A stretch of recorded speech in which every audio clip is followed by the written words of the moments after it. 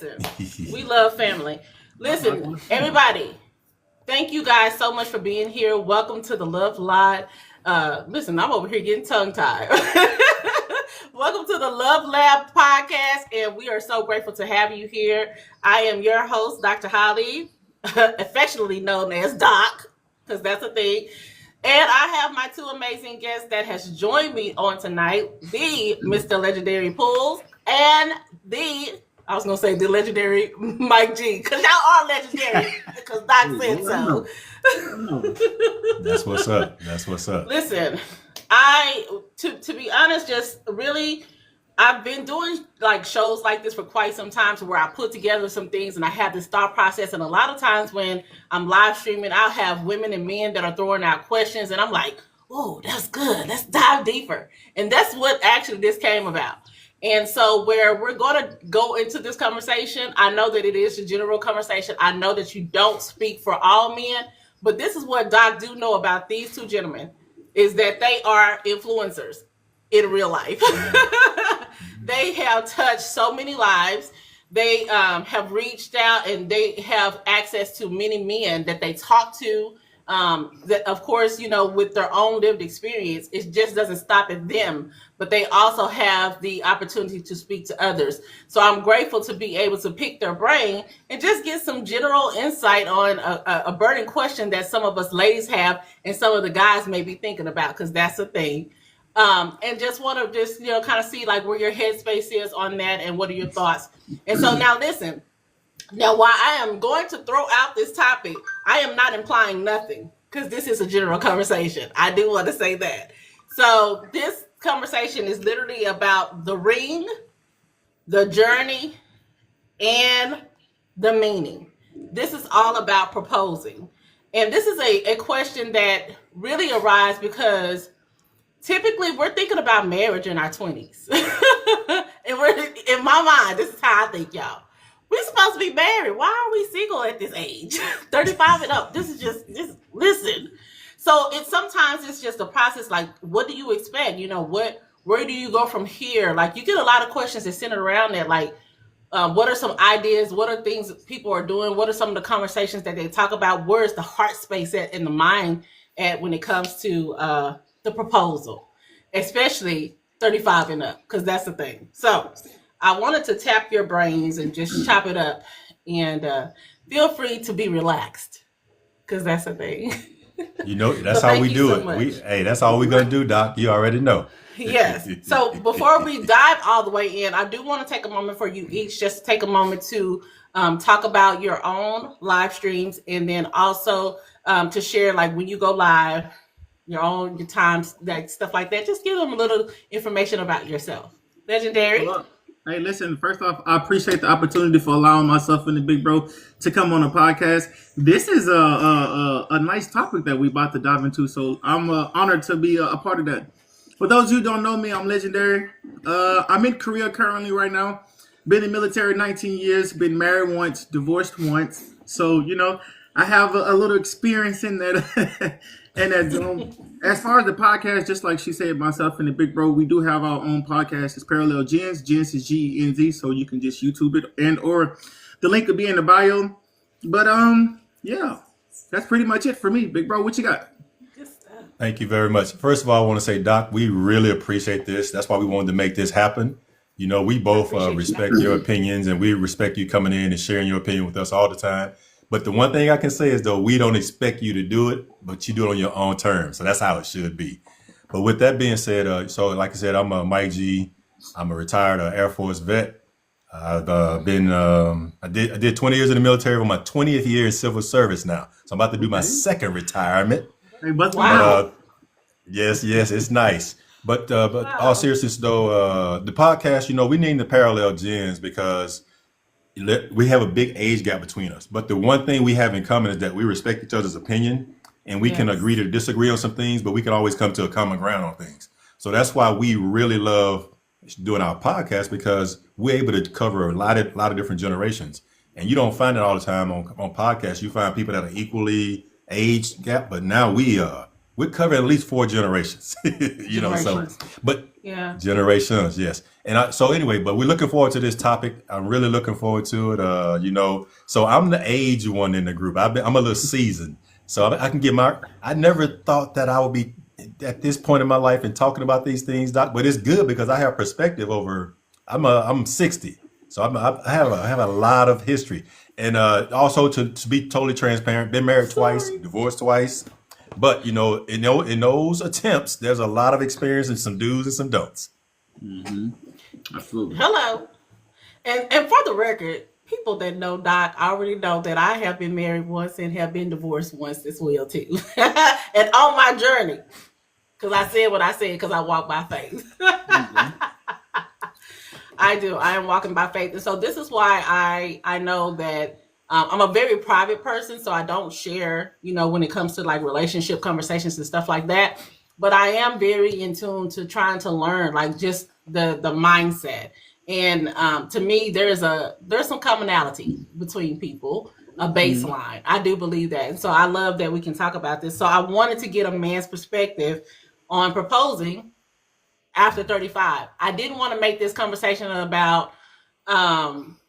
When I was 20, I don't care about that. I care about a seasoned people. And so that's a really important thing for me. So I'm glad that you guys are here, and we're going to definitely jump right on in.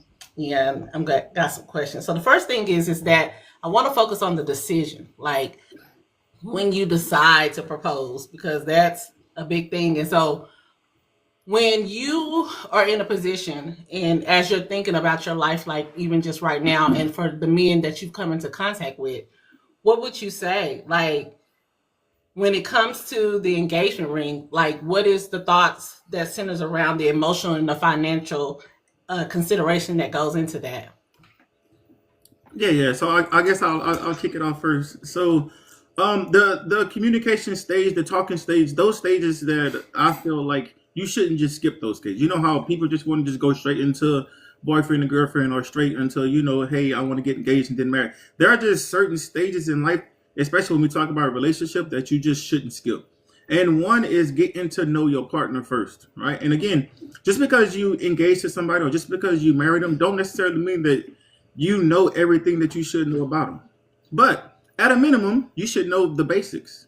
And this is why we communicate and we talk about the thought process going forward. So when it comes to the decision making for a man, obviously we feel like as a man that, hey, she's the one. All right, this is somebody that we done grew to, we done express how we feel to our moms, all the people that's important to us, and we're like, hey, hey, we got to see this through. She the one. God created her specifically for me. We have to move forward with this. So with that thought process, we talk about the engagement ring. Now, the engagement ring for me, it just symbolizes the promise that you are going to make before God and obviously before her. It shouldn't be, in my own opinion, it shouldn't be anything that's going to break the bank. And I just want to just put this disclaimer out there. For the right person, the size of the ring don't matter. Just so we understand it. Okay. Now, for the right person, the size of the ring won't matter, because it's more so of what it symbolizes. But going through that journey, this is when you learn, her likes and dislikes. Do she like rose gold? Does she like chocolate stones? Does she like diamonds? Do she like all those things?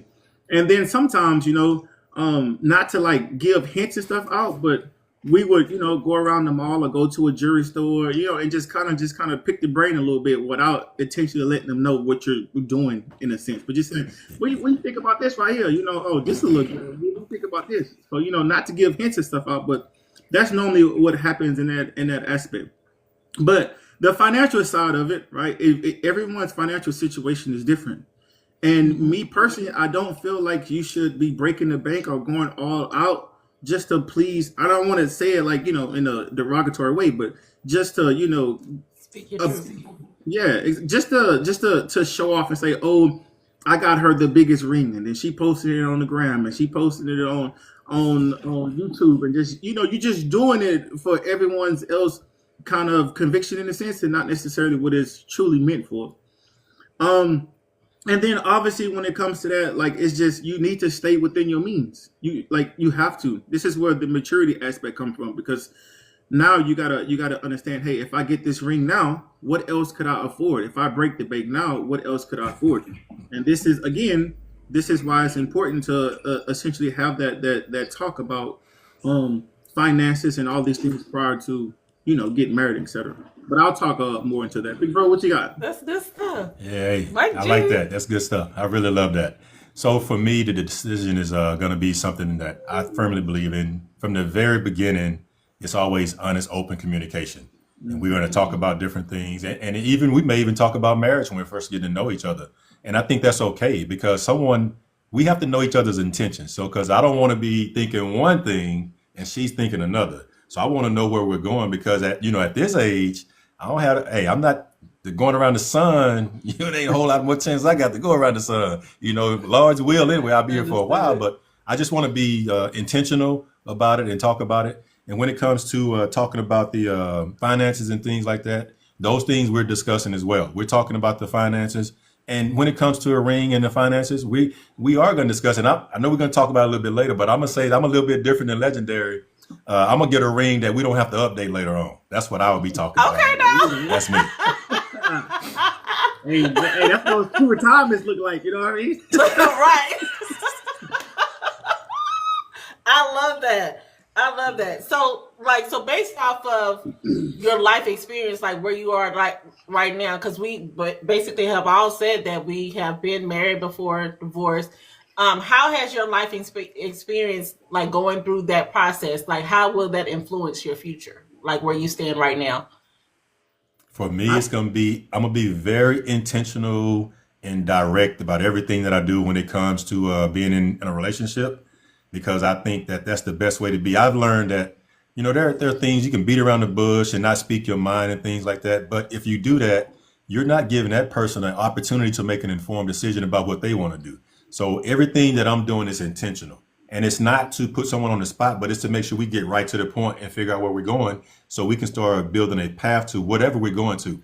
And then if it's not the right person, I know that right away. So we can say, you know what, pound you up and we can go out separate ways and call it a day. That's good stuff. Yeah.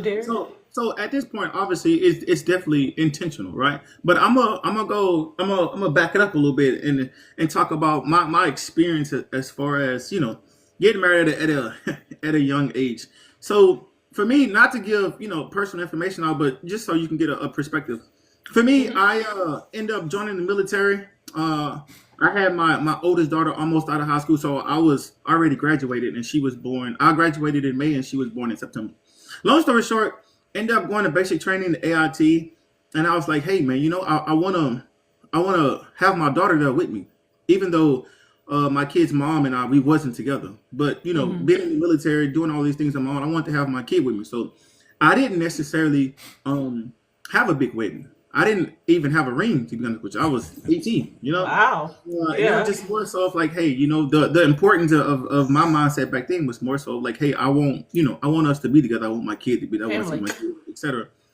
And so we just went and did a courthouse marriage, knowing now, if I would apply all things that I know now back then, that would have never occurred. And I say that to say this: some people they look at the marriage more so as a status for other people, and then there's people who's genuinely into the marriage for the right reasons, right? And I always say this: some women are just born wives. I don't know how to explain that in a sense to everyone's on the same page, but some women, you can just tell from a man's perspective. As soon as a man talks to a woman, we know which category to put him in. And it's not disrespectful in that sense, but it's more so of like, hey, this is somebody who I know I'm not going to take serious. This is somebody who I'm be like, okay, I'm just going to have a little fun with her, and then that's it. This is somebody who like, okay, she definitely has potential. And then the last category is like, oh, okay, hold on. She is definitely wife material. I would definitely involve her in my family decisions, makings, all those things. So when it comes to that, and especially now moving forward that we are above 35 now, everything just what Big Bro said is intentional. So knowing that, you want to do it for the right reasons. And a lot of times, a lot of us don't necessarily want to take that risk because you want the person to be perfect and have all these checks. And what you see or what you consider as a perfect significant other, perfect man or a perfect woman. And the advice that I would like to offer is just everyone's not perfect, right? Everyone's flawed in some way. So In addition to that, you have to understand that you're gonna go through some tough times. You're gonna go through some situations to where it could possibly implode your marriage or implode your engagement. And that's when I say, person, that's really when it starts, right? Mm. Like, what happens when something of significance could possibly implode your relationship to where you both are like, hey, we're gonna walk away. Do you want to sit down and you want to figure it out? Do you want to just say, hey, we tried and it's over with? Or do you want to say, hey, regardless of what happens, we're gonna compromise, we're gonna figure this out together, and we're gonna move forward. And those type of decision makings, even though you might not see it right now, plays a huge role in how you will communicate and what you would do when you go through tough times in the future. Yeah. Again, we're gonna speak more about it, but big bro, what you got? I'm just gonna add on to that a little bit, Doc, if you don't mind. Okay. I don't mind. The reason I'm so intentional is because I have been married twice, right? The first one, Okay. I shouldn't have been married. My aunt said, you know what? That's a nice girl. Y'all should get married. Let's go to Vegas. We got on planes and went to Vegas. Got married. Let's do this. And Okay. yes, but the best thing about it, my son came out of that, right? But what I learned from that was though that anything I do going forward has to be what Mike wants to do. It can't be what Yeah. Big Mama wants to do. It can't be what Sonny wants to do. It can't be what the young lady I'm dating wants to do. She has to want to do it, but I have to be all in on it. If I'm not all in on it, it's not going to work because in that relationship, I was a married man living a single life. You know what I'm saying? Wow. So I should have Wow. been intentional about what I wanted, and it would have prevented a lot of heartache and pain and suffering because I wasn't right. I wasn't ready. I knew I wasn't ready, but I did it anyway, though. So that's why I'm a firm believer in being intentional about your thoughts and your plans and your conversations and your communication to make sure that you can always try to stay on the same page, and hopefully the person that you're sitting across from, they're doing the same thing for you. I love it. Ooh, listen, y'all got some substance over here, y'all. Give them a hand clap in the comment section. I love what y'all are giving. Like, this is really good stuff. So thank you so much again. Now the next way I want to kind of like segue into this because this is the thing. Now, y'all have to forgive me. I'm very animated, but carry on, honey. The next thing that I want to ask you is, does the ring even matter? Because like y'all kind of touched on some things as you were talking, but I want to talk about the ring because is the ring a reflection of your love, your financial status, like societal expectations? Like how much weight do you place on your partner's expectation of the ring? But does the ring matter? For me, the ring matters because one is it's an expression of my love. The ring is not about the money. It's about what I'm giving to her to show her how I appreciate her. And also, it's also letting her know what my expectations are. So if it's an engagement ring, she knows that I'm serious. Hopefully she knows that I'm serious and that I want to be with her. And I've cut off everything and everybody else. One thing I hear a lot about, and me and Legendary, we disagree a little bit on this, is that they always say, and I think I've heard someone else say this also, is that when you're dating someone, don't let that girlfriend or boyfriend prevent you from having your husband or your wife.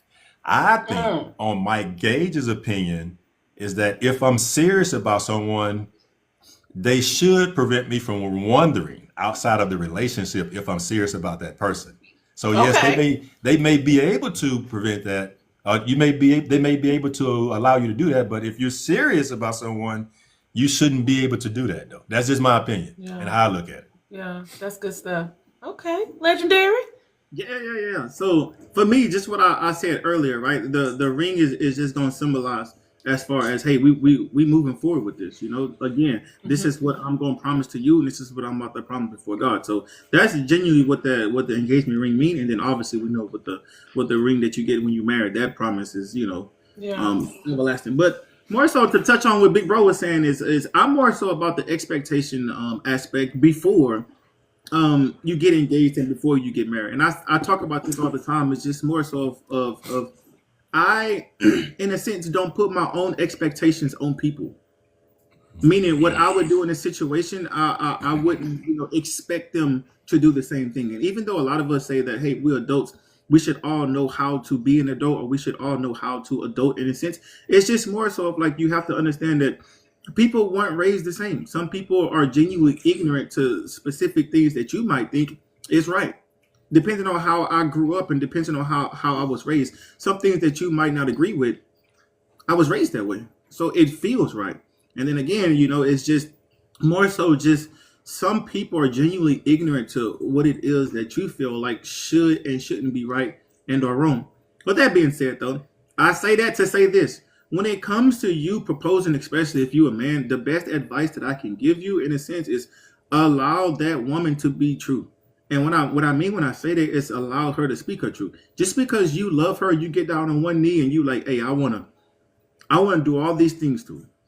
And then you get down on that one knee, and then she says, surprisingly, that she's not ready. What do you do then, right? And then the advice that I like to offer is it's okay. It's okay for her to tell you that she's not ready.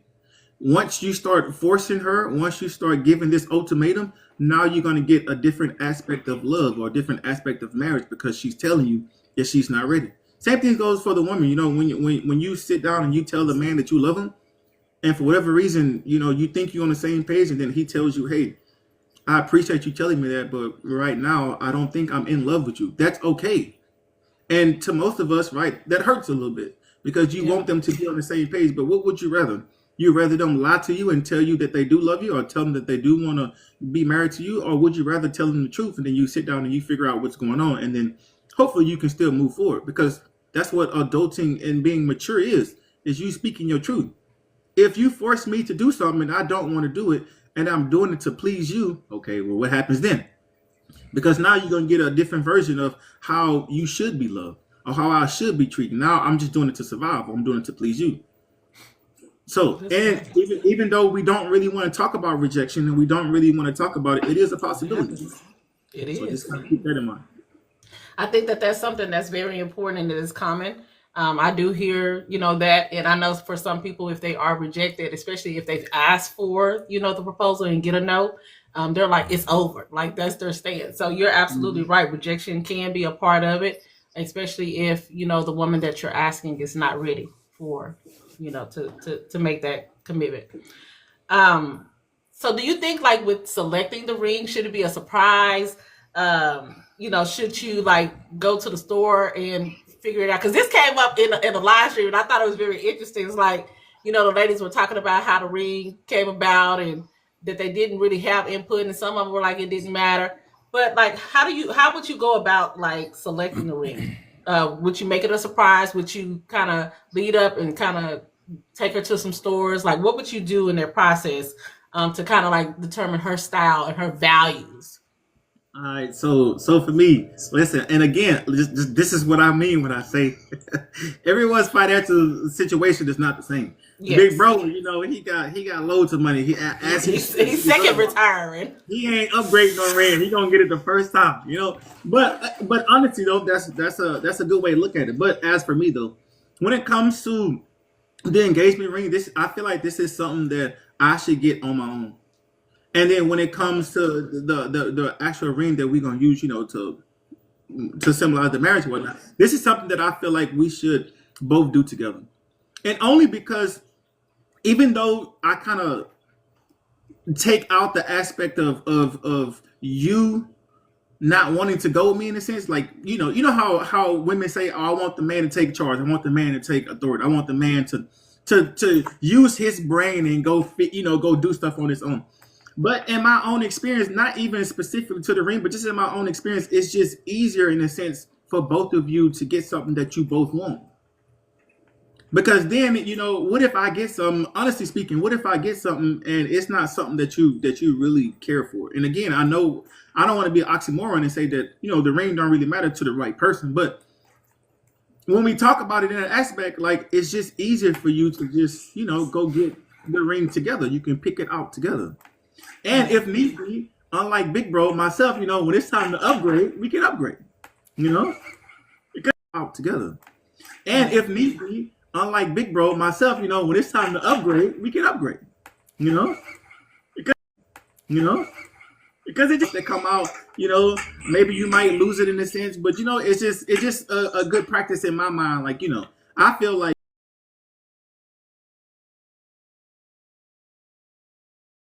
I don't put timelines on stuff, but when it's time to, get that ring upgraded, we go ahead and get it upgraded. But that's just my thought. I hear you. Like, gee. For me, it's a little different because I really think it's very important that she likes what I pick out, and I'm gonna find out what her taste is, what type of ring she would like. But I'm gonna eventually end up buying it for myself, and it will be a surprise what she's gonna see, because I just think it's important. What I've learned is that I don't want to waste money, and I don't want someone to have something that they don't want. So the only way I can do that is by figuring out what their taste is and what they like. And I have to do that part to make sure that they get what they want. So I would ask the question and talk about it. Like the style, if it's a whatever type of diamond it is. I would figure out what it is, and then I would go out and find that diamond, and then make sure they have that in like legendary, like you said. I would make sure that it's something where she don't have to upgrade it later on. And then to add on to that, that's not the only thought process that goes in a man's thoughts when it comes to the financial aspect, because then you got to think about the actual ceremony. Do you want it small and intimate, or do you want it big and extravagant, or do you want to take a trip and get married? And then in addition to that, you also got to talk about the honeymoon. And I'm not saying that we should be cheap, and I'm not saying we should be too expensive, but there needs to be balance, because at the end of the day, the type of priorities that you use as far as picking your ring or where your marriage is going to be and where your honeymoon is going to be, it's kind of setting the foundation for you to live life together. If you use everything that you saved on this one event, and again, I don't want to say it as in it's not significant, it definitely is, but if you use everything that you saved for this one event, then what is it that you essentially going to fall back on in case of emergency? What happens if there are like real world things that happen and you just you blew all this money? Again, not to make it sound insignificant, but this is real things that you genuinely have to discuss. And for me, if we're just being honest, I don't need no big wedding. I just want it to be small, intimate, and then the honeymoon. But yeah, it's like.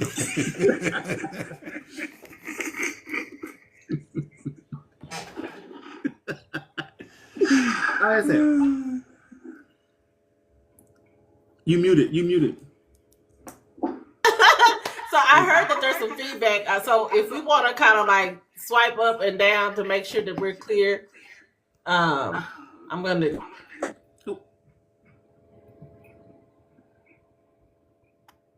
Test 1, 2. Okay. I did want to make a point, guys, as we're having this conversation. I know that, sometimes we can have that there's a lot of opinions and you guys are just like, oh, I may not agree. And I'm real big about this. Am I freezing? Okay. I'm real big about this. You don't have to agree with any of the people on my panel, and you don't have to agree with me. Okay. When I put together things like this is an opportunity for me to really share the experiences of people, and based off of their experience and also the experiences that they have with other people as well. And it may not be your story because you're dealing with different things, that's centered around your world, your environment. And that is a thing. So, but I love to bring, because again, we have two gentlemen that are from very different generations that really do think and align very well together. So they share great conversation, and it reaches just so far. So when I saw this dynamic duo, I'm like, oh my gosh, I have to have these guys like come and chop it up with me on this panel for this very reason. I want to move into the ring and the actual proposal. And Legendary, you can take yourself off of mute whatever, because I know I have paused you. But I want to go about because what it symbolizes, and a lot of times the pressures that are centered around it. Do you guys feel like that you feel pressure to meet certain standards at this stage in your life when it comes to the ring, and because of what it symbolizes to some people? Is there a pressure behind that you have sensed that you would say? No, I'll say at our age in life and our maturity and thought process, there's no pressure. Especially if we already made in our mind that this person is definitely the one for us, because what made us come to this conclusion, right? There are just things that we've learned from our partner. There's things that we enjoy about her.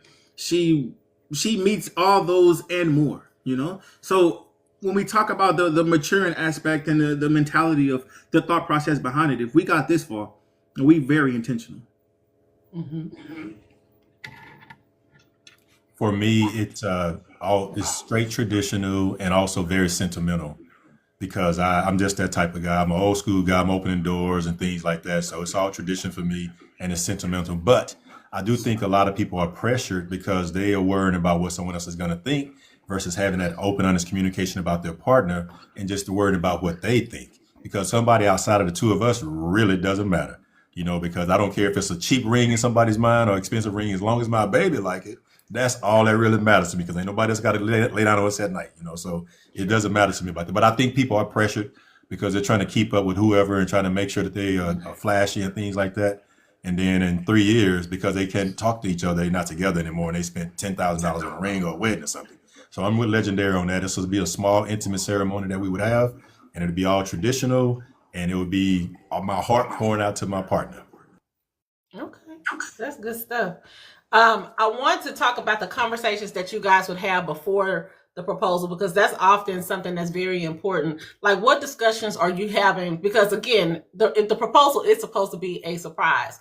So, what kind of discussions are you guys having? And thank you for muting up because this is a thing with TikTok.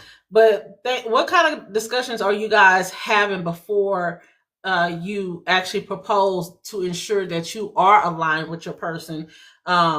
And to me, I don't really like the word expectation because that's a thing. Because expectations really is to me more of a selfish thing. It's about self more than the mutual benefit of the person that you're with. But really about values and financial responsibilities that aligns with that. So, what kind of conversations are you guys having before the proposal? For me, there will be no stone left unturned. Because I think that it's very important that we get to know each other to the most basic way and the deepest way. A philosophy I like to use is that I don't want to have any skeletons in my closet.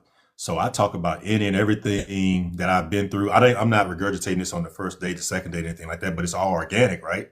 But I share. I want that person to know who I am as a person. I don't want that person to think that I'm perfect. I want them to know that I've made mistakes. I want them to know what I've overcome. Like one of my biggest things that I learned, a childhood trauma that I brought into my adulthood is trust. I don't put my trust in no woman. At one point, I didn't do that. I had to go, I'm being honest, I had to go get help to learn how to do that because what I saw, the women in my life that I respected and loved, they showed me that as a boy, I could not trust women because I saw some things that I'm like, what's going on here? And then I carried that on into my adulthood and didn't even know it. It happened. It was just something I did as a protection mechanism to protect me from being hurt as well. So it's no stone that's going to be left unturned. We're going to talk about everything, whether it's finances, whether it's about getting in between the sheets, whether it's about raising kids or grandkids or kids or a blended family. We're going to discuss it. And if someone doesn't want to talk to me about those things, that's fine because that'll tell me that I cannot be long-term with them because we're going to have to talk about things in order to stay happy and stay together. So we have to be able to talk about any and everything.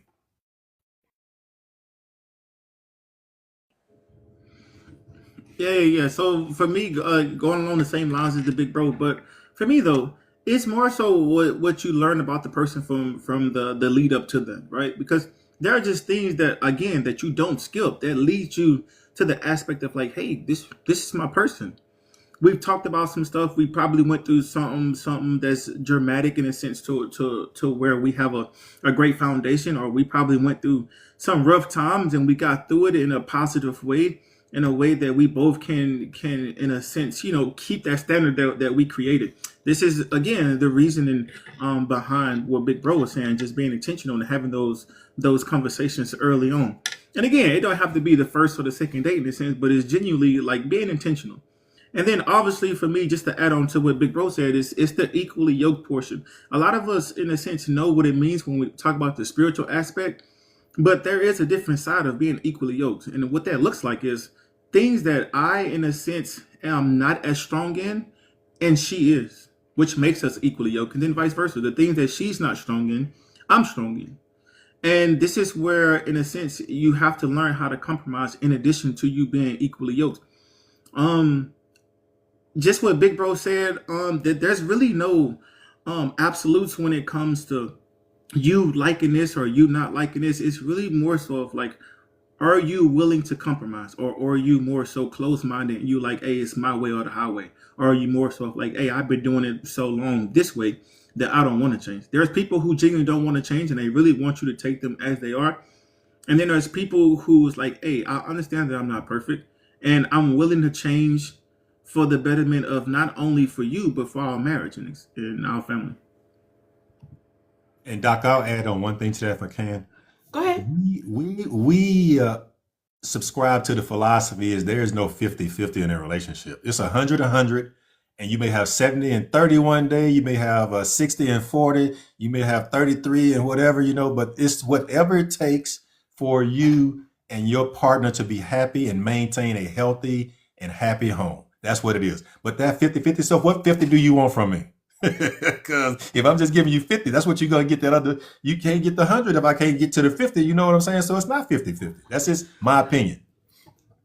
I actually love to hear when men say that, because I didn't grow up with that. that was not ever a conversation. I always saw my parents and my grandparents and the healthy marriages around me literally working together in this partnership thing, doing the teamwork thing. So like they brought their whole self, the totality of them, and inserted that, and let's figure this thing out. That's what it was, So I have a great appreciation to hear those type of conversations coming forward versus some of the conversations that we do tend to hear on social media.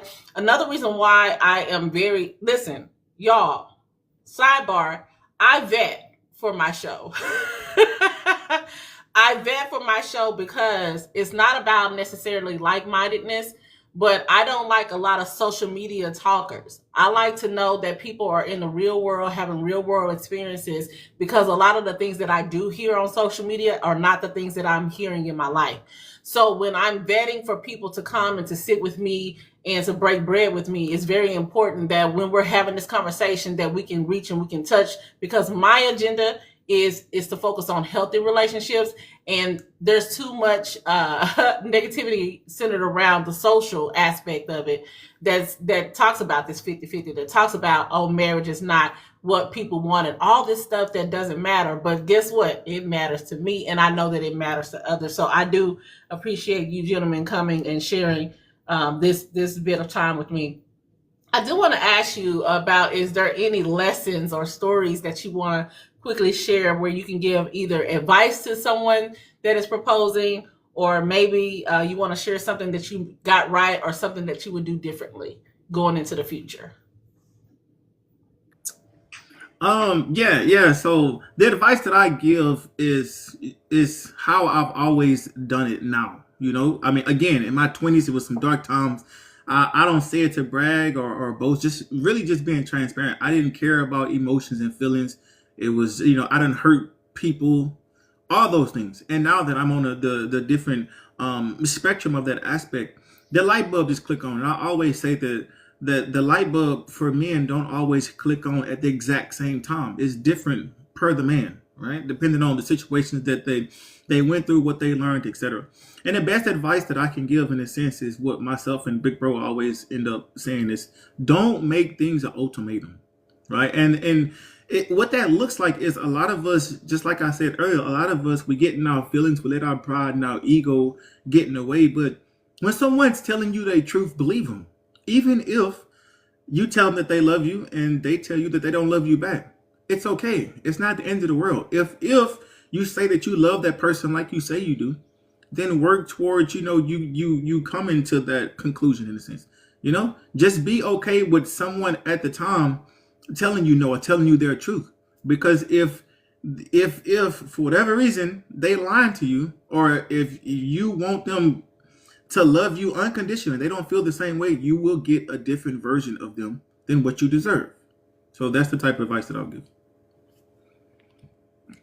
For me, Doc, it would just be that, I think I've said it a couple of times, is that it's my responsibility to get to know that woman sitting across from me and get to know her at an intimate level. That way, so whenever she's going through whatever she's going through, I can know how to respond appropriately versus, getting into my feelings and thinking it's all about Mike, because it's not about me at that moment. It's about me realizing that she's going through something, and now I need to be that person that can help her get through whatever situation she's going through. For instance, like, and this is something simple. I thought about it when I was looking at the question, is that she may not want a proposal out in a restaurant or out in the open in public and things. She may want a private ceremony to two of you. So when you do propose, you can sit down and, like Legendary alluded to, have a little something to drink, have a little something to eat, and then consummate the proposal. So you have to know those things, though. You don't be guessing on those things. So you need to be intentional about knowing her as a person and knowing her likes and dislikes and trying your best to be the positive when she's not the most positive person in the world. Because like Legendary said, we're never going to be perfect. We're always going to have bad days.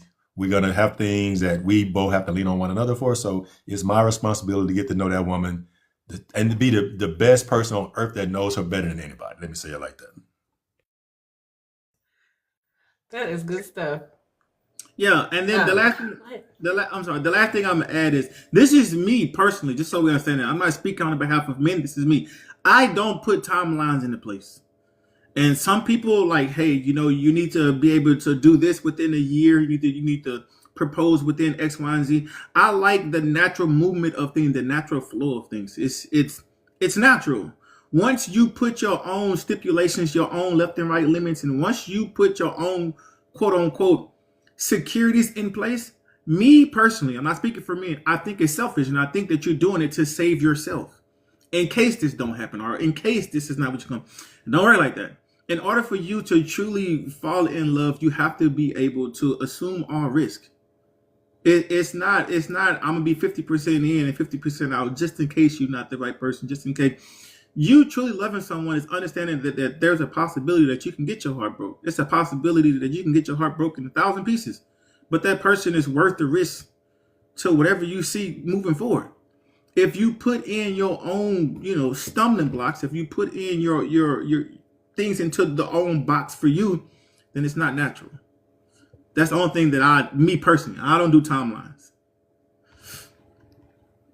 Listen, these are some good jewels that we getting tonight. I don't know about y'all, but I'm excited about it. I do want to say this, guys. Thank you so much for the 56K that we've gotten. We haven't even been on an hour, you guys. Y'all are rocking it out. So thank you so much for your support. That right there is support, and I appreciate that. And I know the gentlemen do as well. Like I said, make sure that if you have not done so, make sure that you're following them. And also hop on over to YouTube and make sure that you're following their podcast as well. And you can go ahead and give me a follow while you're over there as well.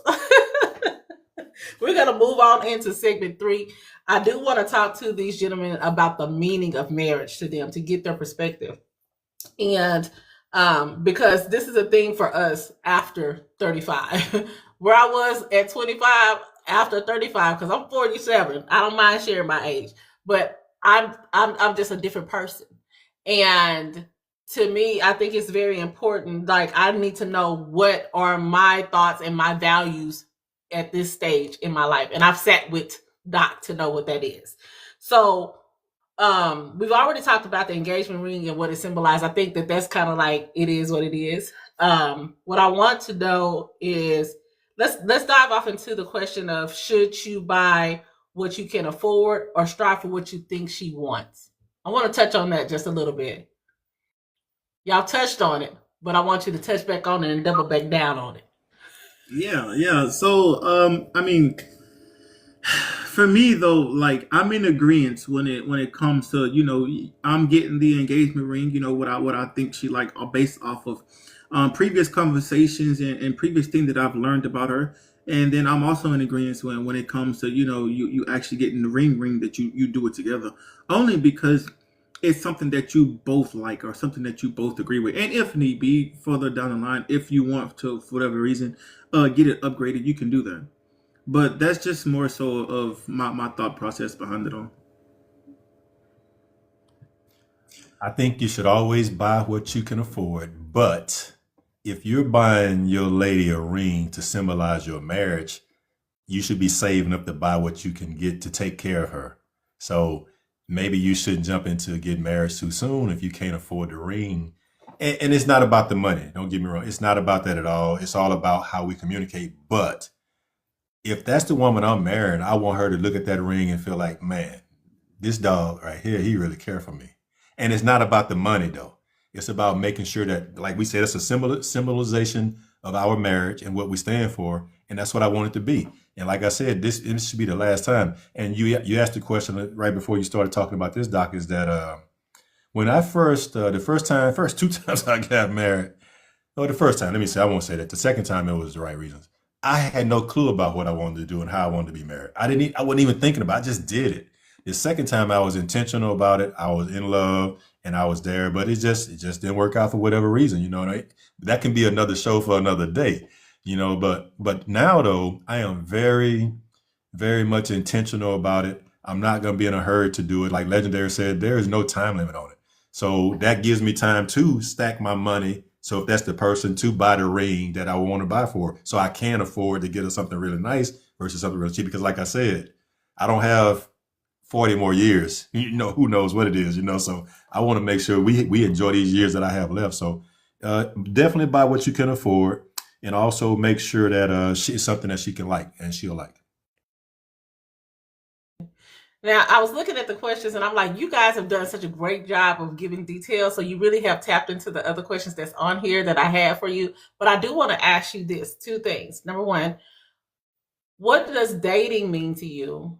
And what does marriage mean to you? Two separate things. Yeah, I mean, and it's so funny you say that because I talk about that all the time on our live and our podcast. So here that I feel is the biggest problem when it comes to relationships, right? People blur these lines, and I don't know why we did it when we started. Except I blame it on social media. Obviously, there are other reasons behind it, but this is what I concluded to. I don't know the reasoning, but we blurred the lines between girlfriend and boyfriend and husband and wife. We shouldn't do that. This is what I mean when I say, when it comes to me not having my own expectations on people through girlfriend and boyfriend versus husband and wife. Because what you really need to understand is when you girlfriend and boyfriend, regardless of how you feel about it, people aren't obligated to do anything. They're not making a promise to you. They're not doing all this. They just truly saying, hey, are you the person that I feel like that I could invest in, and vice versa? Not to be selfish, but normally that's what it's for, you know, to see if you can build and love and nurture and have all these aspects. Not saying you're going to be perfect, but that's what it concludes to. Versus when you husband and wife, now you're obligated. You made that promise before your significant other. You made that promise before God. So now you're obligated to do those things. When you girlfriend and boyfriend, you're two people. When you husband and wife, you're one. And a lot of times we blur those lines. We get into these relationships and you want husband and wife X, Y, and Z expectations, and that shouldn't be the case.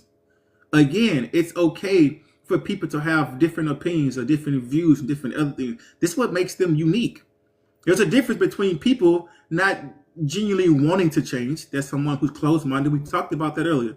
That's different. And then there's people who's genuinely ignorant to it, but they want to change. They want to learn. They want to grow. They don't want to be complacent. They're not stuck in their own ways. They don't only see tunnel vision. They open-minded. So we need to distinguish the two. Yeah, I like that. I agree with everything he said. You know, he always lays it out like that.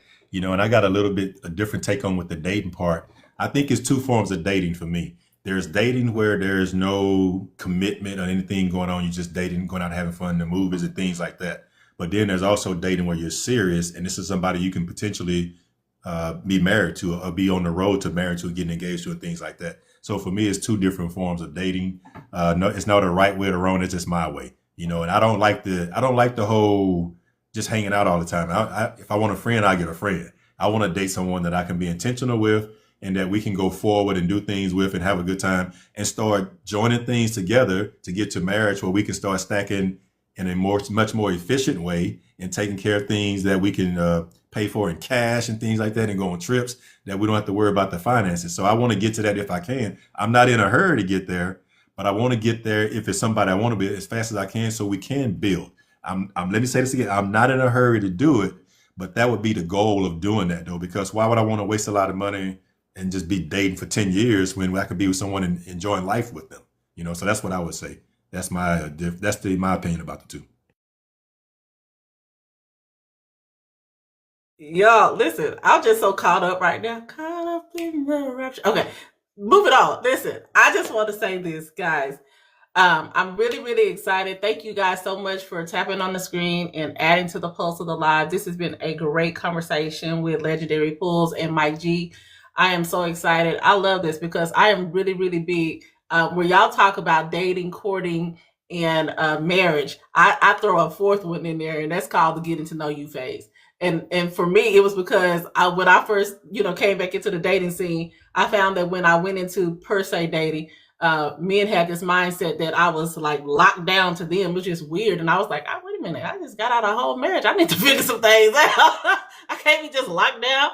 I think I was more of the casual mindset. So I get where you were saying, Mike G, about the casual mindset. I think that that's where I was about the casual aspect. I had some figuring out to do until I found my footings. Like, what do I want? Because to be honest, I didn't know if I wanted to even get married again. And that was the thing. So I'm glad I'm over that hurt. So one big question that I need to ask you, especially about the meaning of marriage, because I think this is very important. And you guys have talked about the proposal, and it's important. Where do you get your ideology? Where do you get your ideas from that support where you've arrived from to this day? I don't know what your influence was growing up, or what your influence has been being 35 plus. Like, where does your ideology centered around this come from? I don't think I ever disclosed my age. It's funny because I disclose nobody's age. I talk about mine all the time, but I didn't. It's so funny. Before I get into the question, a lot of people think that I'm a lot younger than what I am, or they just overshoot. I don't know why. But for those of you who don't know, I'm 37. I enjoy saying that I'm almost 40 because, I am almost 40. But I'll tell you Say this. He's a wise 37, though. Look at God. But look, on a serious note, though, the things that I've come to is genuinely coming from experiences. And again, right, I talk about lessons. When you're going through specific things in life, at the time when you go through them, you don't understand why you're going through them. Why is the whole world crumbling down on me, Lord? Why did you put me in this situation? You don't really see a point out of that. But on the flip side of that, right, this is where you build resilience. This is where you kind of stabilize your foundation. This is genuinely where you kind of catch your footing. And I don't like to say that at the expense of other people, but sometimes these lessons is lessons that you need to go through because it teaches you how to become a better person, how to become a better version of yourself. In addition to that, I always say this all the time, life teaches you these lessons intentionally and unintentionally for a reason, right? And once you learn them, and once you kind of understand what happens with it, now you have the knowledge to do things differently. And the mature aspect of, hey, I saw what I did. I know I was wrong. I take accountability that you're going to heal properly. And then all the things that you learn, you're going to keep it and you're going to move forward. And then you're going to appreciate all the things that you didn't do right. Because now you in a sense, you know what it looks like moving forward. And again, there aren't any absolutes, but you kind of recognize the signs. You recognize specific things. And I always say, life don't get easier. It's just you gain more experience as you move along. What makes it, in a sense, seems like, hold on now, because when you're 20s, you just like, hey, bro, how are people getting money? How are y'all paying these bills? What is happening? And then you get out there in the workforce and you start working, and then you're learning these different traits, and you go to school and you do all those things. And then you're like, okay, hold on, I got a nice little foundation. And then you get fired. And then you're like, oh man, what am I gonna do now? This is where you become resilient. You got two options. You're gonna quit and you're gonna give up, or you're gonna get up and you're gonna figure it out.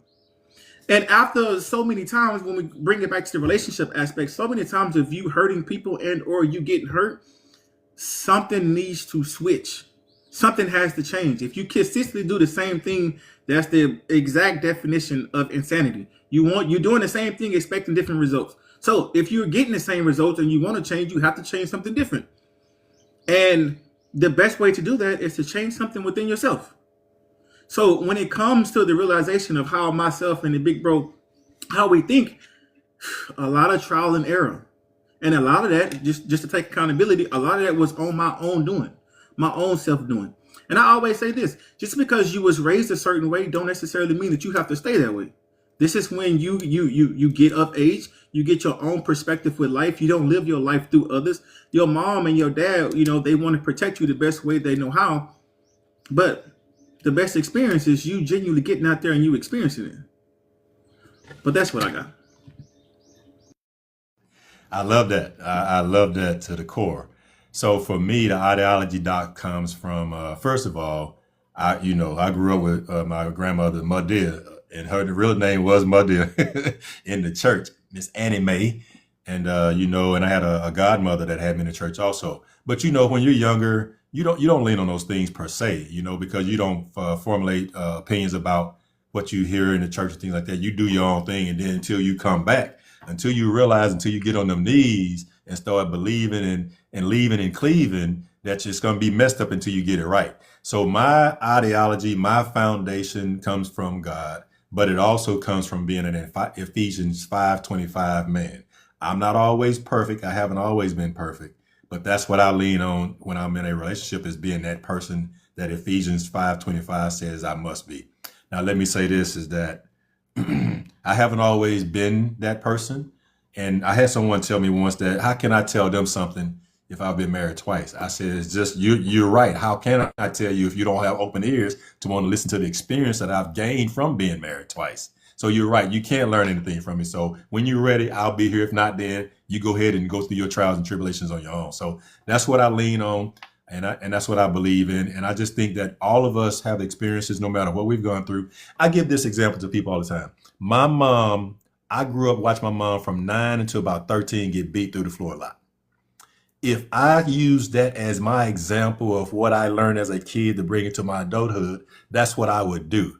But I'm the opposite of that, because I made an informed decision as an adult that I would never do that to a woman. Just like Legendary said, we learn from those things. So we have to take those experiences. I'll give a person a pass on saying they went through something as a child, as long as they're willing to take an opportunity to grow and learn from it and get better. But you can't use it as you continue to do the same thing over and over again. So my ideology goes from experience and Ephesians 5:25.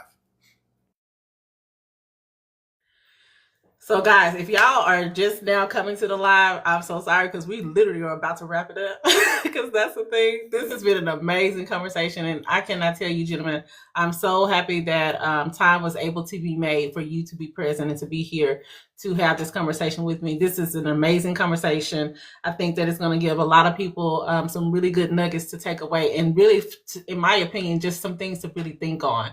And I love for that to happen. I love for people to have those thoughts like, now, wait a minute, I got to think a little bit differently, or maybe I need to consider some different things. And this is why I believe these conversations are necessary. So thank you for being a part of the Love Lab on tonight. I want to ask you, what is, as we're getting ready to close out, what is a piece of what I would deem to be wisdom that you would share with women that are dating men over 35? Because that's the thing, honey. That may be waiting for a proposal. I've heard you guys say some things, but I want you to give us some advice and some wisdom for where we may be in this place of waiting. Many of us, I like to say, we're hopeful, not hopeless. But we're waiting, we're being intentional. Some are being discouraged by the process, but there has to be, an end to the reason. So I just want to give you guys the floor to give your perspective. Okay. So for me, if I had to give any advice to someone that was waiting in that situation, it would be that, have you looked in the mirror and made sure you're ready to be in that situation? Because a lot of people say they want to be there, but they don't bring the same energy that supports them being there, and also to be the best thing for that man. You have to be willing to let down all your barriers, all your guards and things like that in order to be there for that man. And you have to communicate openly and honestly about your desires, your wants, and your needs. Because if you don't, I'm pretty good at a lot of different things, but I have never been able to read minds. So if you don't tell me what you want and who you want me to be as a person towards you, you're not giving me a roadmap to mess up, but you're giving me some things to consider what I should bring to the relationship. And I think we should share those things. So my best advice would be to always have open, honest communication look in the mirror and make sure you're ready to commit 100%, not 50%, to being that wife or that girlfriend that man needs in his life, period. Man, again, like, you know, that's big bro. So our mindset, you know, is it's very similar. But I'm just gonna just add addition to those things, right? The big one that I personally learned about, right, at my big age, if I could say that, right, is genuinely creating a safe space. And I talk about this all the time as well. Like, a lot of people say that, hey, this is a safe space for you, but as soon as you bring something up, you know, it don't feel as you say. And what that looks like is, let's just say, like, you know, I had a rough day. The world just been X, Y, and Z to me. And I want to come home and I want to be vulnerable. And you say this is a safe space, and I'm genuinely telling you, hey, this is what's bothering me, this is what's going on. And then you kind of say on the side, like, oh man, you a man, figure it out. You know? Oh, you say you a man, be a man, you got it, pick it up. Oh, I just got fired. Oh man, what you gonna do? Because I ain't gonna be with nobody who broke. I ain't gonna be with nobody who don't have a job. All these things. This is what it means when men say that they just want someone who's genuinely gonna allow them to be vulnerable, even if it means crying in front of you. Like, you not downplaying it, because if a man does all that to your face, he genuinely, truly feels like you have already created that safe space for him. And if he's allowed to be emotional, if he is allowed to bring you into his own safe space as well, this is things that we don't just take lightly.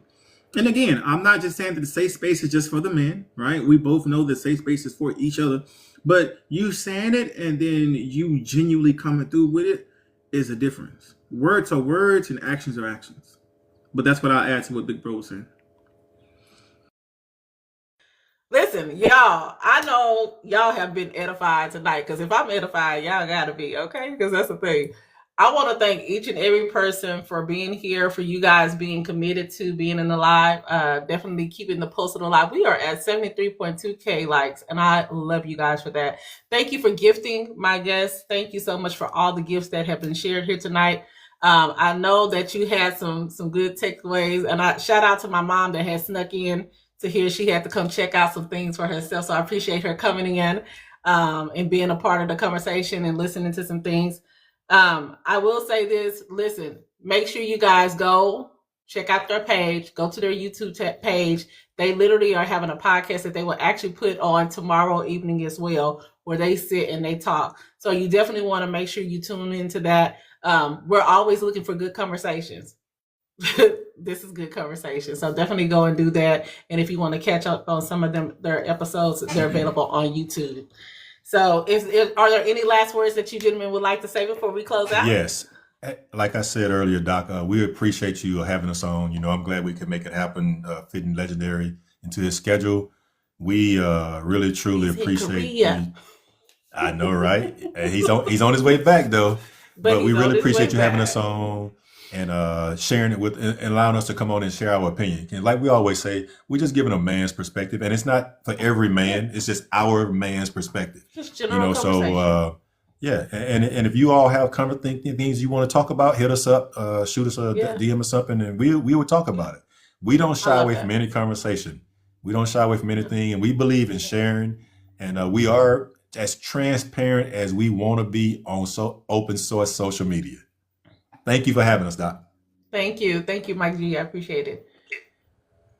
As always, exactly what Big Bro said. You know, hey, he just got that little poetic justice about him. That, you know, he just got a little way with words. But just what he said, right? We are definitely appreciative of having this opportunity to come on the podcast and give you our experiences and et cetera. And again, just what Big Bro said, right?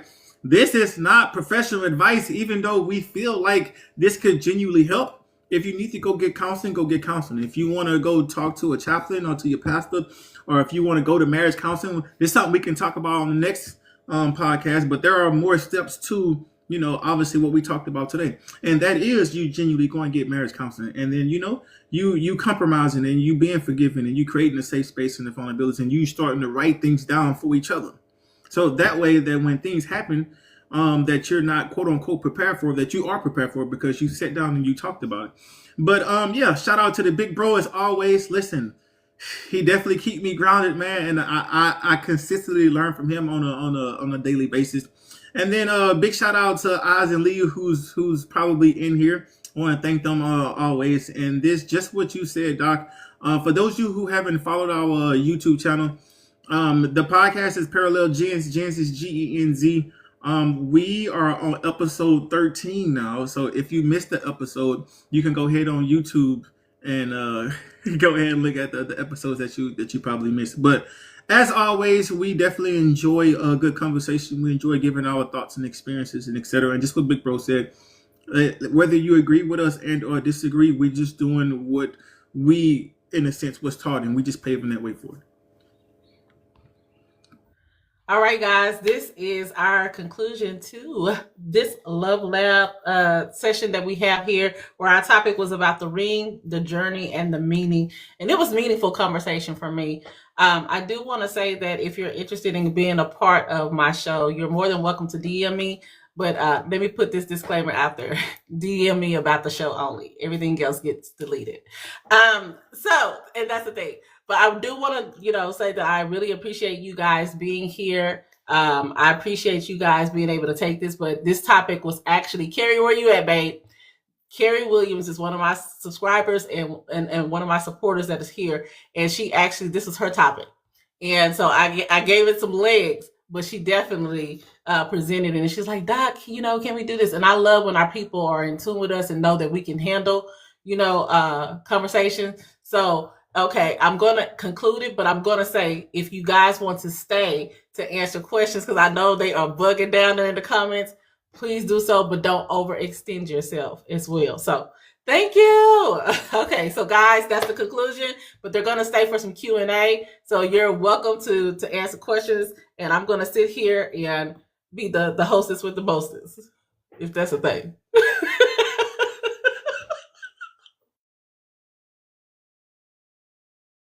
Yeah, don't be shy. We don't mind answering questions. And just don't put no expectations on the answer you're going to get, though. And I think that's a big thing, because sometimes you may want to hear what you want to hear, and that's just not the reality. So, guys, we are definitely open to receive any questions that you have. You can put them in the chat. I would say come up on the panel, but y'all know how I am about my panel. You know how I put them in the chat. What is the most important characteristic you look for in a wife? Man, so obviously it's treating people how you want to be treated. And I'm gonna steal something from what the Big Bro has definitely taught me. It's a sense like you in a sense you kind of got an idea of how your significant other is gonna treat you when you're around, etc. But what we like is how you're gonna treat others when we're not around and or when we are around, because that says a lot about your character, says a lot about your morals when it comes to how you treat other people. If we genuinely at a restaurant and somebody get your order wrong in a sense, and then again, this is small, but this is huge, and then you just go off, because you got to understand people make mistakes and it's okay. They can fix it. But if you go off and you make a scene and you like, oh, I ain't got time for this, you do all this stuff that's unnecessary, that speaks a lot about your character in a sense. And then another thing that I want to consistently talk about is the compromising aspect. I talk about it a lot because that is genuinely how I feel that you can genuinely grow and things in a sense, even though it's hard, but you can do it together when you learn how to compromise. It's putting your own selfish ways and thoughts to the side. And more importantly, you're doing it for the betterment of not only for your partner, but for your marriage, for your relationship, for X, Y, and Z, whatever it is. Compromising is a big aspect in that. And if you don't want to compromise, you're essentially telling me that you're going to stay close-minded and that you just, hey, it's my way or the highway. Yeah, for me, that question is, I need someone that's going to allow me to be myself 100%. I'm not a crier, but I will cry.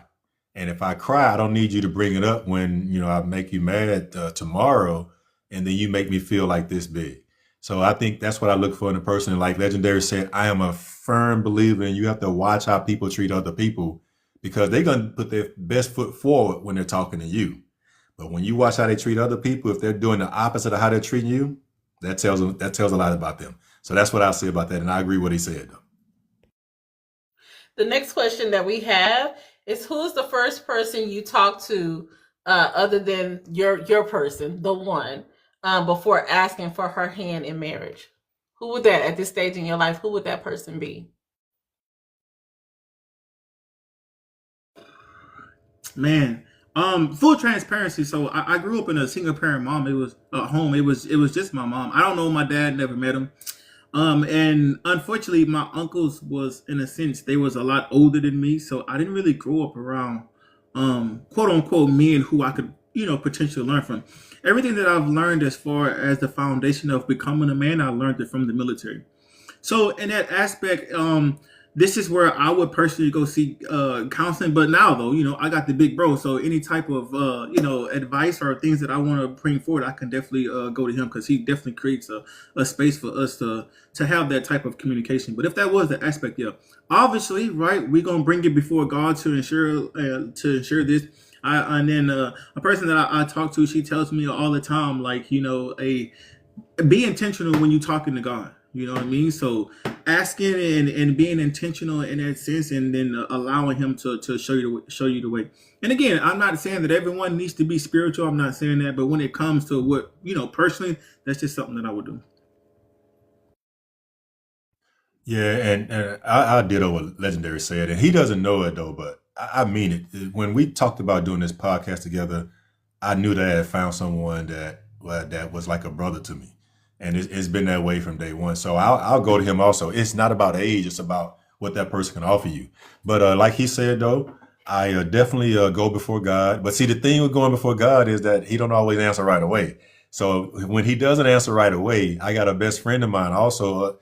That I've been friends with for 40 something years now, where I'll go to him. His opinion is not the final decision. It's just to get a different perspective about what I'm talking about. I look in the mirror and I talk to that person in the mirror and make sure that they're willing to do what they need to do to fulfill whatever they're trying to fulfill. And that's what I do. That's how I do it though. I love those answers. The next question I have here is from Sincere Cat. How do you prioritize the following? So pay attention to this. How do you prioritize the following? Attraction, chemistry, compatibility.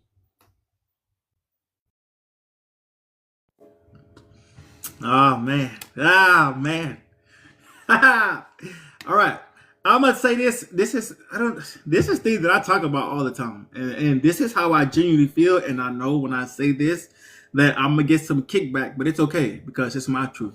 All right. I just want y'all to know from a man's perspective. Again, I'm not speaking for all men, but I am a man, so I'm just gonna be transparent. A lot of people say that looks and attraction don't matter, and I would disagree.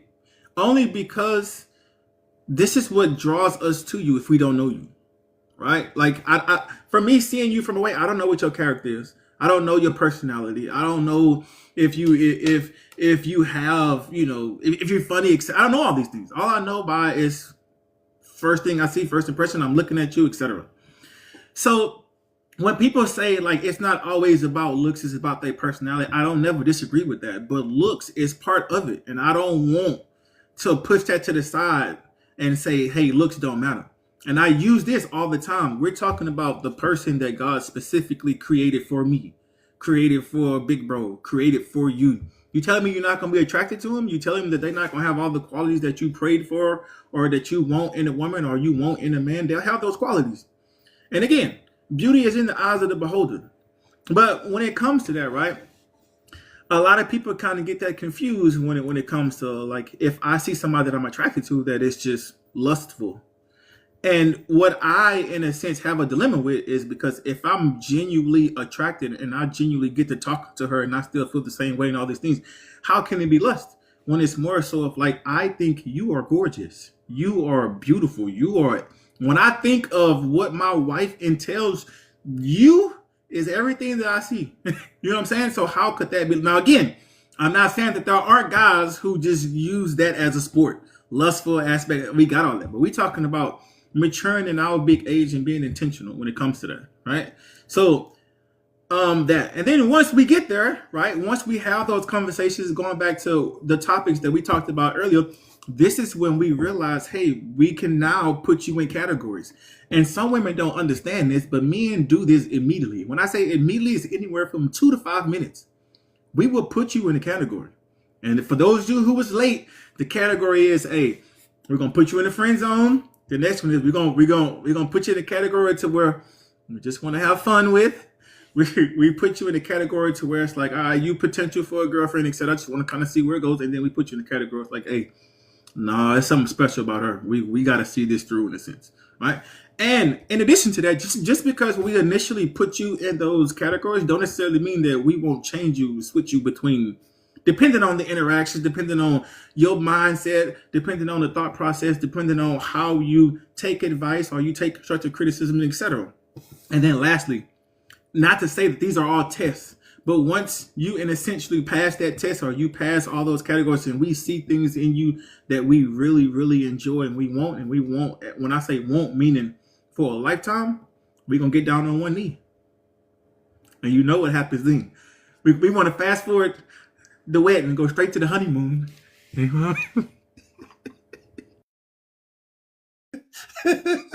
The jet is fired up and ready to go. Oh man, I love him. I do love him. So for me, it's said attraction, chemistry, and compatibility. This is how I categorize those three things. Attraction is number one because I have to get to the person first, so I'm attracted to them. But when I look at attractions, it's not just about the outward look. My attraction, because I've met and I'm in a long distance relationship, I was attracted to that person's mental. That person could feed me. And I'm not talking about food. I'm talking about things that we can have conversations that were deep conversations that allowed us to get to really know one another. So now I can make an informed decision about whether I want to be with them. That's number one for me. And the attraction is not just about that one. Although I do agree with Legendary, I have to like what I see. And it's not that I like what I see as far as that it's a top 10, a model or something. It's what Mike is attracted to, that he likes, and that's it. You may not like it, but it's what I like. That's the attraction. For compatibility and chemistry, I think they go hand in hand for me. They can be interchangeable. So I can't give them a 2 or 3. They're a 2A and a 2B because it just depends on what's going on, but they can be compatible to me. And I would say this is that you also have to be conscious of sharing that with that person. I'm a big believer in sharing that. Look, I really like what we're talking about. I really enjoy how you do this and do that, because that lets that person know that you're paying attention to who they are also. It's not just about me. It's about us. So that's mine. That's the answer to that question. All right. That's good stuff. And I have one more question here. What did you do to heal from your past marriages? And how, okay, hold on, I'm getting some hard hands. And how did you know you were ready to do it again? Or how do you know you are ready to do it again? The first things, right, we talk about this all the time as well too, right, is heal properly. But before you're able to heal properly, you have to understand what part you played into it. There's no reason for you to say I did nothing wrong. That's unrealistic, and you shouldn't think that way. Even if you truly feel like that, it takes two people to be in a relationship. It takes two people to be in a marriage. So you have to understand, like, hey, what is it that I could have done differently? What is it that allowed X, Y, and Z to? The biggest things for me is having your own accountability for yourself, because like I always say, it's easier to blame the other person, even if you genuinely feel like the other person was the one who did X, Y, and Z. But when you learn and you mature from it, you take a step back and you look at it from a third person view and you say, hey, what is it that I've done? What is it that I could have done? Well, maybe I didn't handle this situation the way that I did, or maybe I should have handled this way. And you not knowing that those small interactions is what creates the standard for all the bigger interactions that you make. Those small interactions, those small encounters, you kind of setting the standard for the bigger things. But you don't really know that when you're going through it. So this is why you kind of feel like, this was something that was insignificant. This was something that wasn't, it shouldn't have been brought up. This is something I can just sweep to the rug and hold it in until X, Y, and Z. So it's important for you to bring up and talk about those things in that aspect. I like that, brother. So for me, how did I heal? I healed by taking inventory, like Legendary said. I took inventory not about what that person did, but how I responded to them and what I did in a relationship. And how did I know I was healed? That I did not hold any animosity towards that person no matter what they did. And I knew that I could, if I needed to have a conversation about something, we could. And also that I was willing and able to free my mind of anything that I had been hurt by or gone through in a relationship. So that's how I knew that I was ready, because I had let everything that I had gone through, put it behind me. And you know what they say, any man that put his hand to the plow looking back is not fit. So I put my hands to the plow so I could go forward and not worry about that. I let those things behind me help me in the relationship that I'm in today. Good stuff.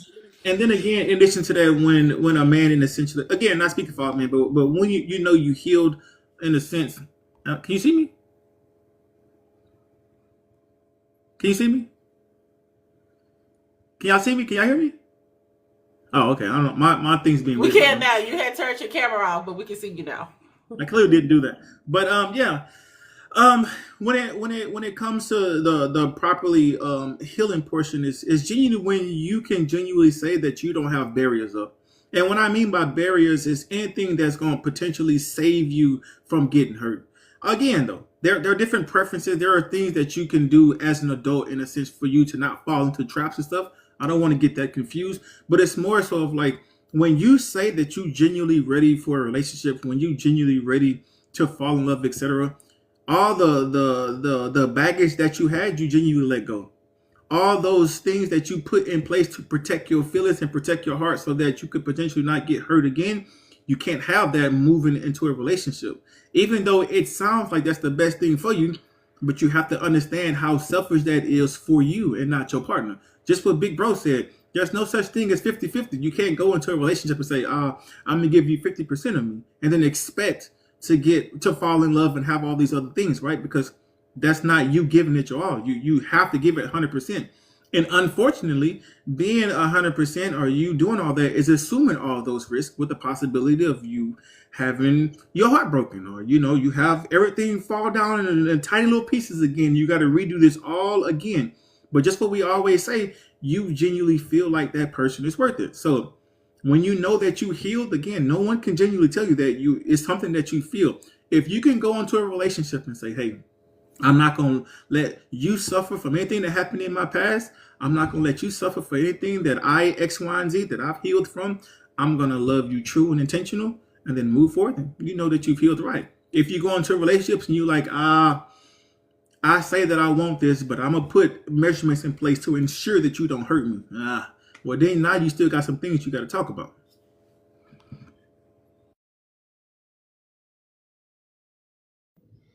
Mike G, you up next? Answer first. He just came back on. Oh, I'm sorry. You want? I was like, He just- okay. Yeah. Listen. I told you I would try to be the host over with these questions is going on. Okay, so here's another question. So, do you think modern day men, because that's a thing, have become, I guess, commitment dodgers because of the accessible dating pool?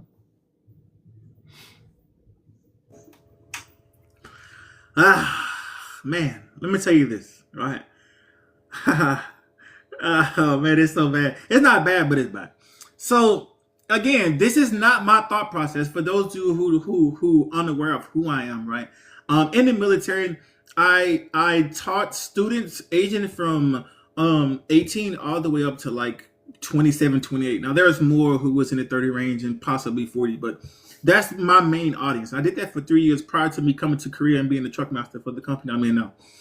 But with that being said, I share this with my live all the time. We talk about financial stuff. We talk about relationship stuff. We talk about what it means to follow. We talk about what it means to lead. And then everything that encompasses you to be what the military would consider you a good functional leader in the Army.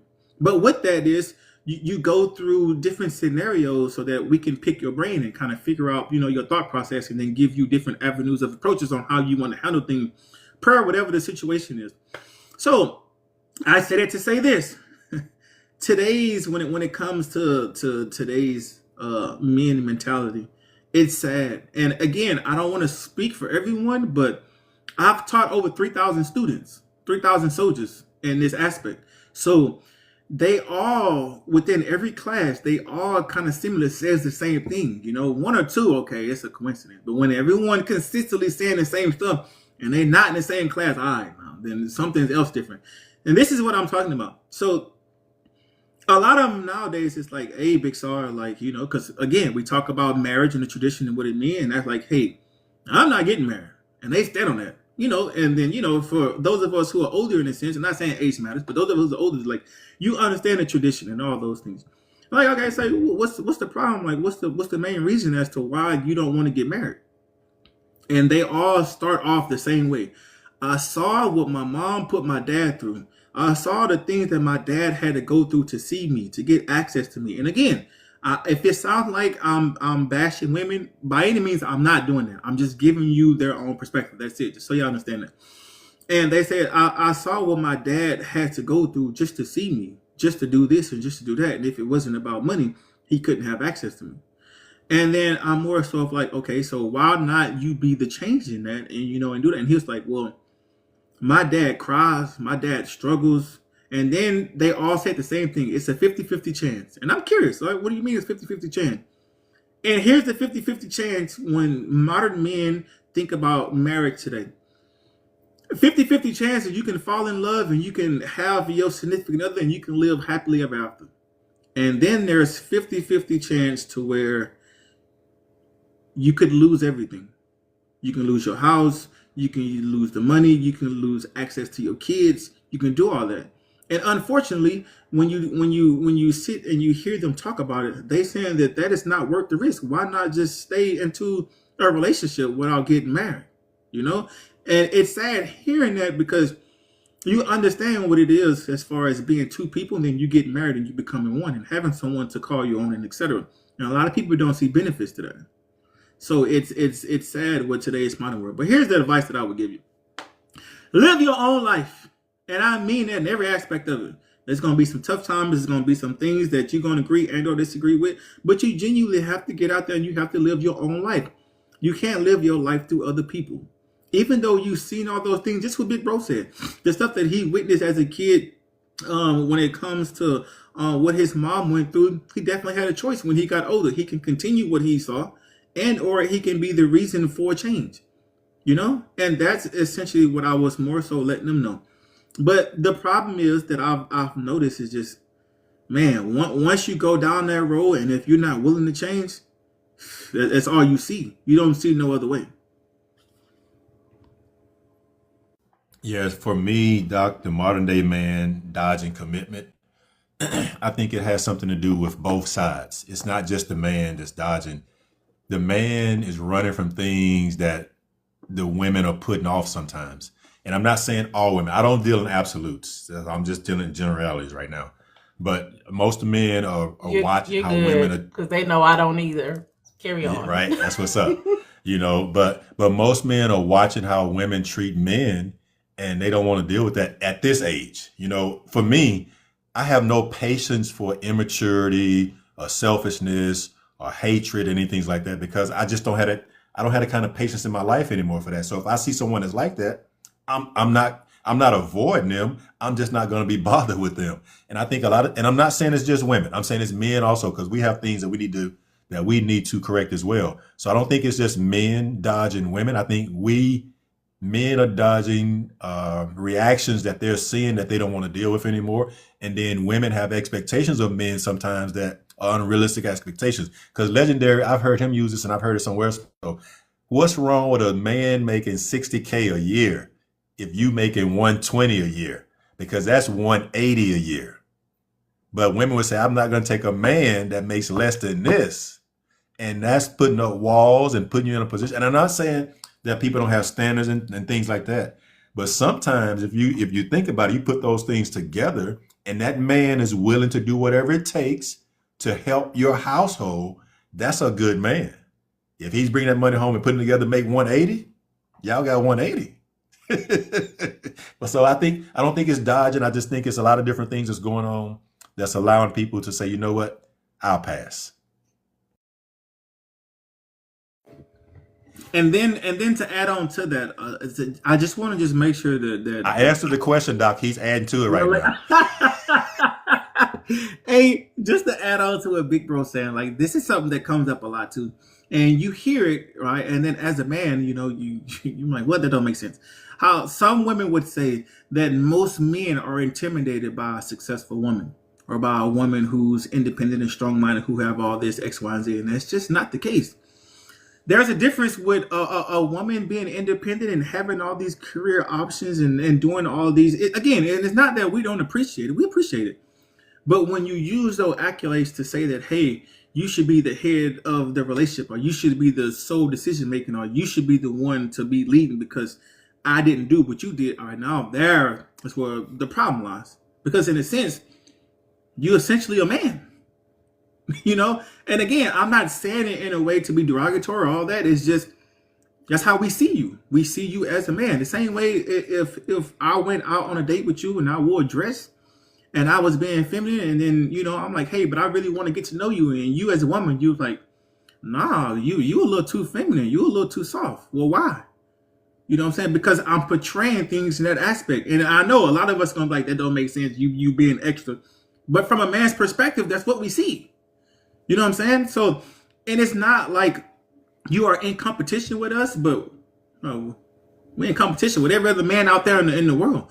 When we come home, we want this safe space. We want you to be nurturing. We want you to allow us to be vulnerable. Just what Big Bro said, we want to be able to come to you and cry about some stuff, and then you don't hold it against us, and etc.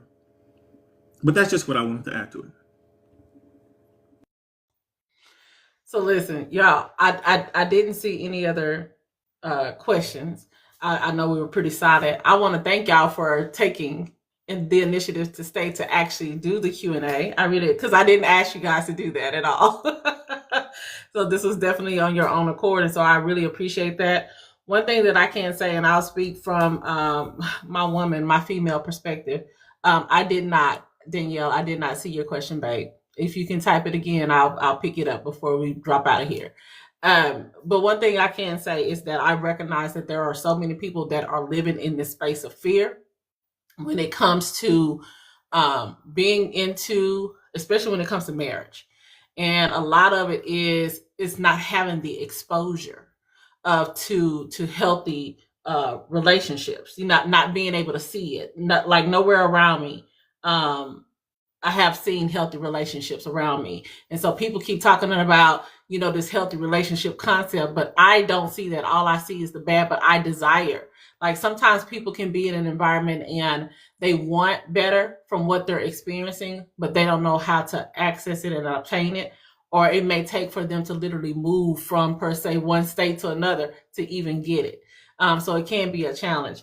But there's a lot of people that are definitely living in fear. There's a lot of people who are definitely still dealing with the unhealed areas. And so with that unhealed area, this is what I tell people. Listen, date to have fun. And this is the why. We have to have the experiences. Love is going to hurt. It's going to create some pain because there's some growing there that is going to happen in your life that's going to allow you to stretch. It's going to allow you to discern, etc. But you don't know what you know if you're not having these social experiences, touching, connecting, talking, doing all these things so that you can know, have I truly healed from the things that I'm saying that I'm actually working on? Have I really dealt with the triggers that I needed to deal with? And you don't know that unless application is happening. Unless things is being applied and that pressure is doing that. Pressure does two things. It either is going to burst the pipes or it's going to make some diamonds. So let's get in there and just make it happen, right? So, y'all, we got to become more social. And I think that that's something that has been an art that has been literally just taken away from us, as they say, unalived. But it literally is. Thank you so much for 100K likes, guys. This is so amazing. Thank you so much for keeping the pulse of the live going. I really appreciate you guys. The question that Danielle had is, why does it seem like the good people can't find each other? Child, listen. Go ahead, guys. Oh man, the good people can't find each other. Well, here's the problem. I'm gonna say this, and then I'm gonna go into the real reason. A lot of us aren't as good people as we think that we are. Let that sink in a little bit. You think that, you in this relationship and you only see your own perspective, and you think that you just this great person, you just this great thing, you just this great individual in a relationship. But for the other person, you're not, and that's genuinely what it is in a sense. But going back to the question, when it comes to that, you just gotta, you have to change things to get a different result, and that's genuinely what it is. If I could just put it down to one particular part, it's because you're comfortable with the people that you know that you're comfortable with, in a sense. When someone tests you or someone forces you to grow in a positive way, or when someone puts you in a position that's uncomfortable for you, but they see a bigger picture to help you grow, a lot of us don't thrive in that because we like being in our comfort zone. So when you're used to being in your comfort zone, meaning you know the road that you're on, you know where it's going to lead, it's easy because you know how to maneuver through that. The same reason that we say, if you was to grow up in a small town and you don't care about adventure in the world, well, you're only comfortable about this small town. And the thought of you leaving that for whatever reason makes you uncomfortable, not knowing that you get a different cultural experience. You get to learn different people's perspective and different foods and all these other things. But you get so comfortable being in there that sometimes you don't want to step out that comfort zone. And in order for you to find the people that we classify as good people, you got to go out there. You got to change yourself first, and then you have to be willing and open. And then you hear the term a lot, there aren't a lot of good people out there. There aren't a lot of good men. There aren't a lot of good women. And it's just not true. These are the regular people that passes you up every day. These people who in Walmart grocery shopping. It's people at the gas station pumping gas. It's people at the bank. It's the people who got 401ks and doing regular people stuff. It's people who got a 9-to-5, and it's people who have all these things. It's just what you're used to and what you like to, or what you're attracted to. You don't see it in them because they don't look quote unquote fun. They don't look quote unquote exciting, or they don't look, unpredictable in a sense. You look at that person, you're like, oh, I know exactly what I'm gonna get if I was to get with him. I know exactly what I'm gonna get if I was to get with her. That's why. I could tell you, man, the last part you said, I was probably about 8 months ago, maybe a year also ago. I was in this live one time, and this young lady was in there, and she said, I can look at you, talking about me. I can look at you and tell right now I would not date you. I said, you know what? I'm glad. With that mentality, I'm glad. But you know why? She said, because I didn't look like I was hard enough. She didn't know me. She hadn't heard anything I had to say. She can't look at me and tell that I came from an environment where I believe in an eye for an eye, and I just let that sink in. But I learned that that wasn't a longevity for me to do, to be that way. Because when my brother passed, I almost did that. Being in the military, I almost forgot everything I had earned, almost threw it away because that's what I truly believed in. But I digressed and I got myself. But anyway, I just laughed at her because she wanted someone that was out there doing this and wasting money and drinking. And she didn't know I probably could have been the person that probably could have saved her. I'm about to have a second retirement check. You don't know that, do you?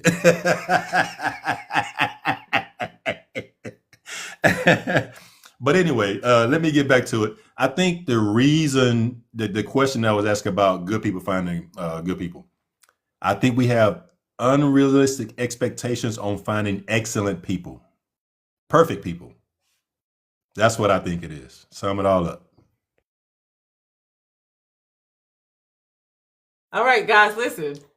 We have summed it all up. I don't want to take much more of these gentlemen's time. They have been absolutely amazing. As I said, listen, this is a special treat.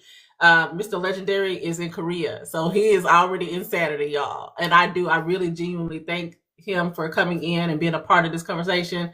Mike G, the same thing for you, because I know you probably just coming off of work and coming in and landing in the plane. No, but you're good. Okay, good. So I thank y'all because it's getting settled and doing this. Normally I don't live stream on Fridays because it's so busy, but I feel like we had a good pulse and a good vibe, and I feel like you guys gave some amazing nuggets for people to take away and definitely put some things on their mind. So thank you so much for your knowledge, wisdom, and understanding that you have and that you're willing to share. So at this time, y'all can sign off.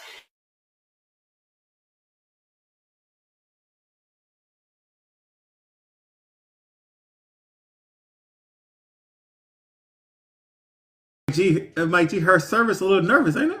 Oh, that's just me. Her service a little nervous. Doc, we're not talking about you. We love you, just so you know that.